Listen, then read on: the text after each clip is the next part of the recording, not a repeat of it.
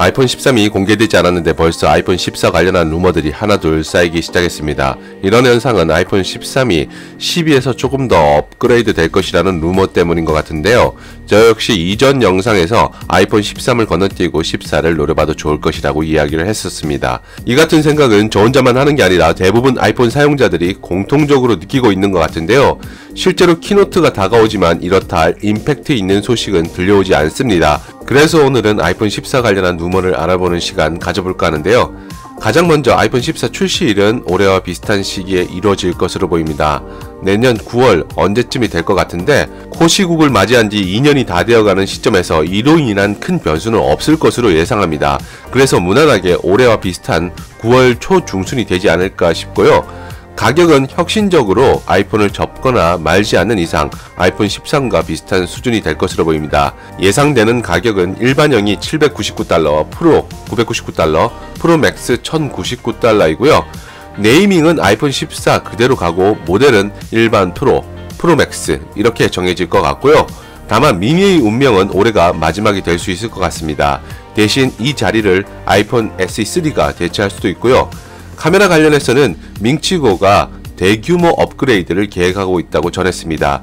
1대 1.3인치 48MP 카메라 센서는 아이폰 14 프로 맥스에 장착될 것이라고 하는데요. 밍치고는 아이폰 12 픽셀 사이즈가 1.7 마이크로미터, 아이폰 13이 2 마이크로미터, 아이폰 14의 경우 2.5 마이크로미터로 증가할 것이라고 합니다. 이는 기존 안드로이드 스마트폰보다 크고 전문적인 디지털 카메라에 가깝다고 하는데요. 이를 통해 기존 스마트폰 카메라가 가진 한계를 획기적으로 극복할 것이라고 내다봤는데요. 특히 여러 개의 화소를 하나의 픽셀로 통합하는 픽셀 비닝 기술을 통해 픽셀당 빛을 받아들이는 면적을 크게 하면서도 감도를 올리는 기술을 이용한다고 합니다. 이는 보다 높은 메가픽셀 센서를 채택한다는 것을 의미하며 이것은 8K 해상도 동영상 촬영이 가능하게 해준다고 하는데요. 또한 현재 약점인 줌 기능도 개선할 것으로 보인다고 합니다. 디자인 측면에서 눈에 띄는 것은 애플워치 시리즈 6에 적용된 티타늄 합금 소재를 아이폰 최초로 사용할 것이라는 루머도 있습니다. 티타늄의 경우에는 긁힘에 강하고 강성이 있어 굽혀질 만큼 내구성이 있습니다. 여기에 강철만큼 강하지만 무게가 알루미늄보다 가벼운 것도 장점이라 하겠는데요. 이렇게 티타늄 소재를 사용하지만 아이폰 12와 같은 통조림 캔 디자인은 그대로 유지할 것으로 보입니다. 디스플레이 디자인은 펀치홀 또는 UDC 적용을 고려해 볼 수 있을 것 같습니다. 디스플레이 스펙은 120Hz LTPO를 탑재할 가능성이 높다고 하는데요. 120Hz 주사율을 실현하면서 배터리 효율성을 높인 게 특징입니다.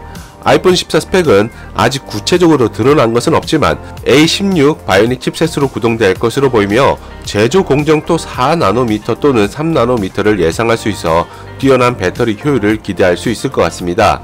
현재 TSMC의 경우 5나노미터 공정에서 최대 15% 성능 향상과 30% 전력 효율을 자랑하고 있어 추후 획기적인 공정을 적용한 칩셋의 탑재 가능성도 불가능해 보이지만은 않습니다. 애플 키노트를 1개월여 앞둔 시점에서 아이폰 13이 전작만큼의 관심을 불러일으키지는 못하는 것 같은데요. 과연 어떤 식으로 나올 것인지 아직 시간이 많으니 추가적인 소식이 들려오면 다시 한번 영상을 제작해 전해드리도록 하겠습니다.